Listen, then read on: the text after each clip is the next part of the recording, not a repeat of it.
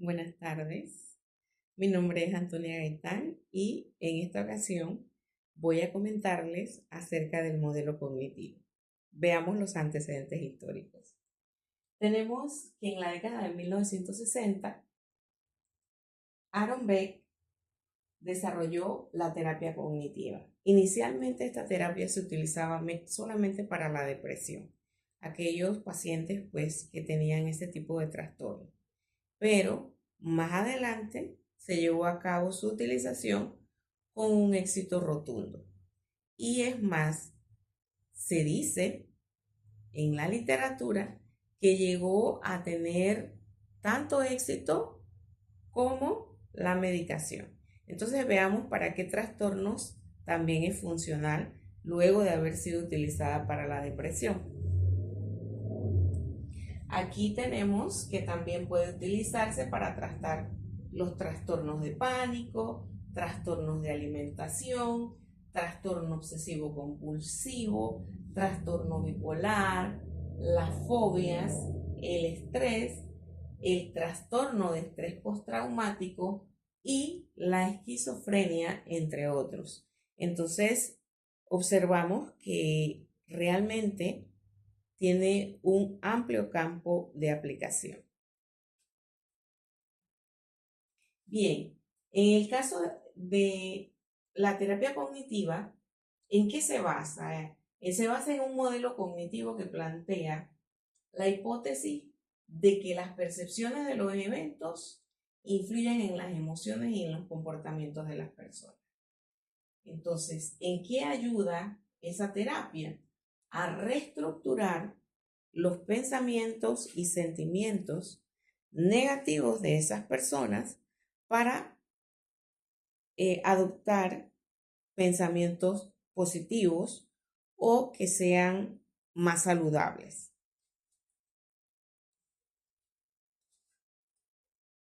Tenemos que hacer énfasis en que los sentimientos no están determinados por las situaciones mismas, sino cómo las personas perciben cada una de las situaciones que se le presentan a diario.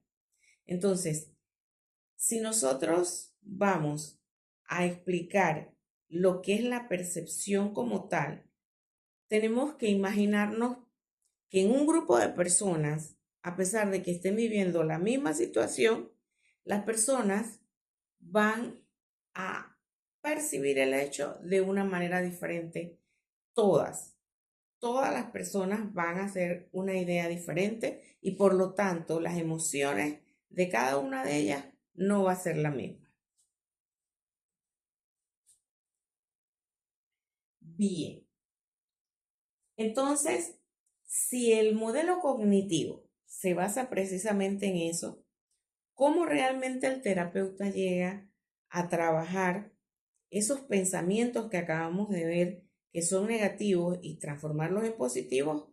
¿Cómo comenzamos? Con la conceptualización cognitiva. Esta provee al terapeuta el marco necesario para comprender al paciente. Y esto precisamente es lo que ayuda al terapeuta a planificar una terapia efectiva y eficaz.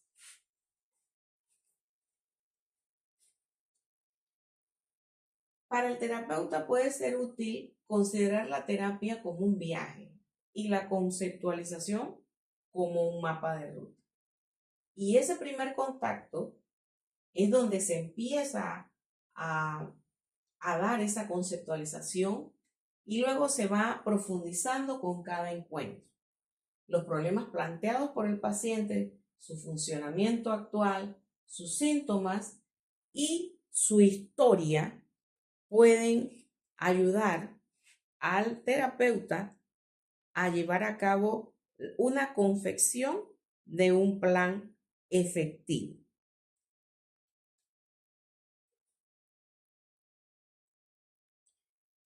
Es fundamental conceptualizar al paciente en términos cognitivos para desarrollar el tratamiento más indicado. Es importante que se desarrolle la empatía en esa relación paciente-terapeuta. porque esto va a garantizar que el paciente se sienta a gusto, se sienta cómodo. Por eso tenemos que cuidar mucho el lenguaje no verbal y cuando llevamos a cabo la retroalimentación o el resumen o un comentario con relación a los relatos del paciente, debemos tratar de que sean las palabras más cercanas a las que él mencionó, de manera que él se sienta, oye, mi terapeuta me está escuchando, mi terapeuta me presta atención. Así que la empatía se empieza a manejar a partir del lenguaje. Ese lenguaje de expresiones, ese lenguaje verbal que se le brinda al paciente a lo largo de cada sesión. El terapeuta cognitivo se interesa por el nivel de pensamiento que opera simultáneamente con el pensamiento superficial. Entonces, aquí viene una parte muy importante. El terapeuta va a trabajar con el pensamiento y va a trabajar con las creencias. Entonces, esa es la materia prima con la que se va a iniciar a trabajar. Inicialmente, el terapeuta le va a dar los tips al paciente, pero luego el paciente va a tener que llevar a cabo ese trabajo, obviamente bajo la dirección del terapeuta y siguiendo las recomendaciones que le dé en cada caso.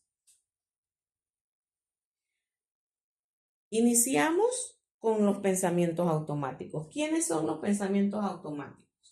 Son aquellos que parecen brotar de una manera automática y suelen ser veloces, breves. Es posible que no sea consciente de ellos, el paciente no sea consciente de ellos y que solo tome conciencia de esa emoción que va surgiendo después de que un pensamiento automático llegue a su conciencia. Bien, son las palabras, imágenes, todo aquello que pasa por la mente de la persona. Eso es lo que se considera y que constituyen el nivel más superficial de cognición. Eso es lo que es el pensamiento automático. Pero hay una parte importante que tenemos que resaltar y es las creencias centrales. Las creencias centrales es aquello más profundo que trae el paciente.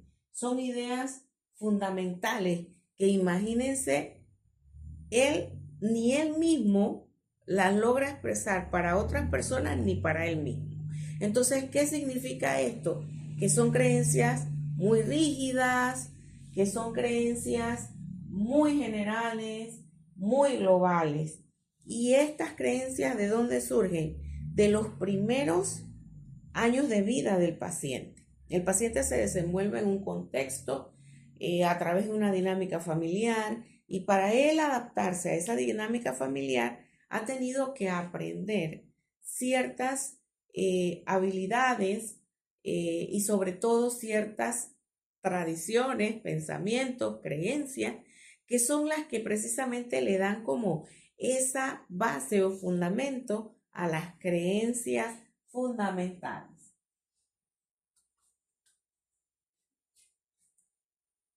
Aquí podemos ver un diagrama. En ese diagrama nosotros observamos aquí claramente dónde están las creencias centrales y ellas inciden en el desarrollo de la clase intermedia que se forja entre los pensamientos automáticos y las creencias centrales. Aquí están las creencias centrales o nucleares.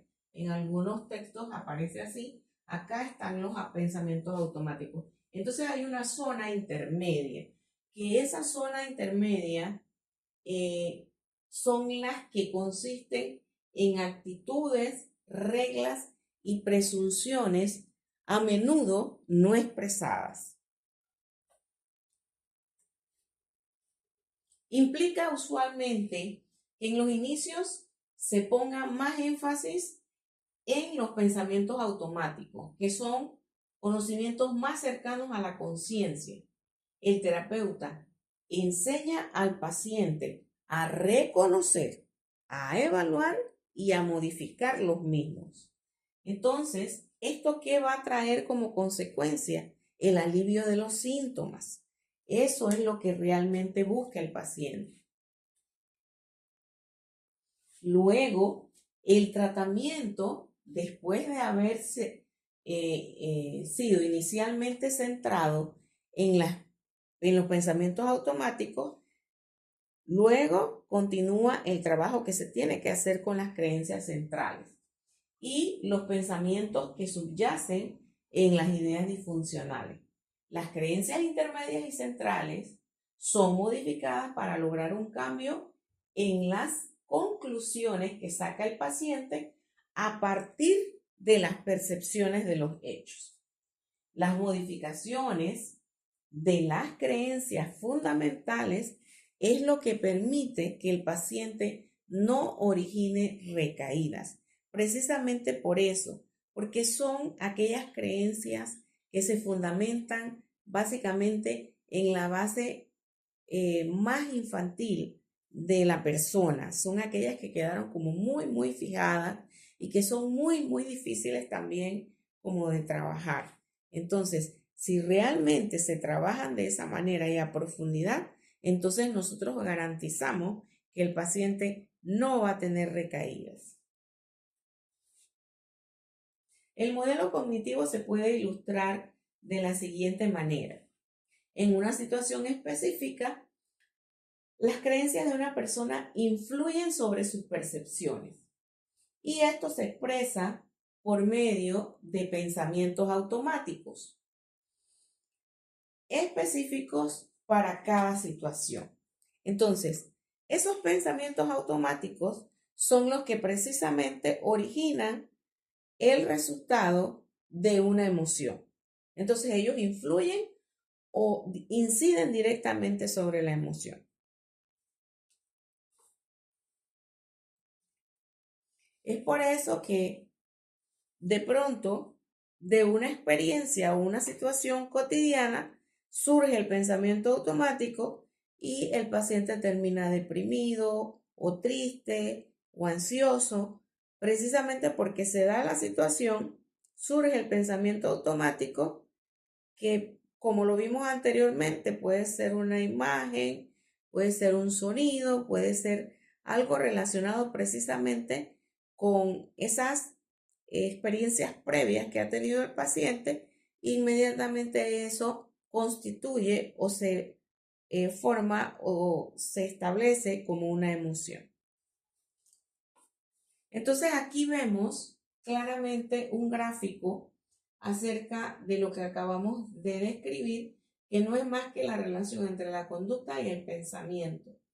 Surge una situación inicialmente, luego surgen los pensamientos automáticos, que son como muy rápidos, son como ráfagas, y terminan trayendo una emoción, que eso es precisamente lo que trae a nuestro paciente a consulta, que viene triste, que viene deprimido, que viene ansioso, y esas son las emociones que lo llevan a tener esa visita a nuestro consultorio.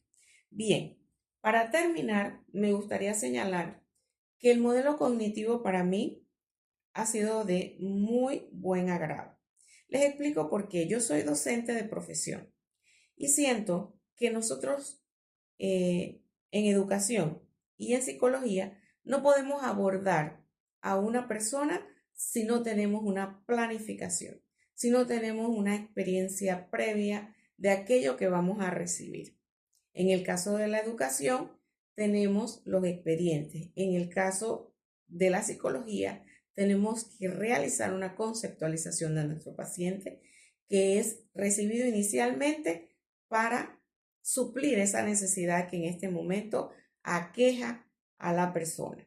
Entonces, para mí es un modelo muy estructurado y realmente ha sido como bien aceptado por mí y espero pues que esta presentación haya sido de su completo agrado.